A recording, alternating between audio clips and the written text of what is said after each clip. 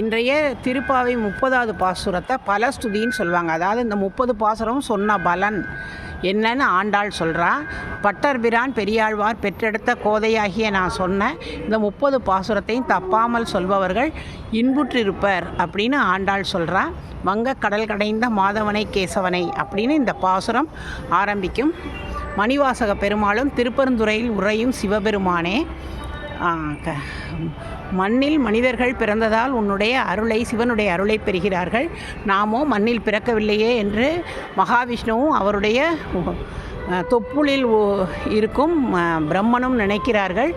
ஆகையினால் நீ சீக்கிரம் எழுந்தருள்வாய், பள்ளி எழுந்தருள்ந்து எங்களை காப்பாய் அப்படின்னு மணிவாசக பெருமாள் சொல்கிறார். இன்றைக்கி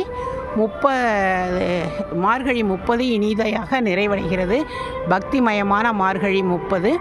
அனைவருக்கும் போகி திருநாள் நல்வாழ்த்துக்கள். போகி பண்டிகையை போக்கி பண்டிகைன்னு சொல்லுவாங்க. அதாவது பழையன கழிதலும் புதியன புகுதலும்னு அதுக்கு அர்த்தம். அதாவது வீட்டில் இருக்கும் பழைய சாமான்களையெல்லாம் இன்றைக்கி தீயிலிட்டு எரிப்பார்கள்.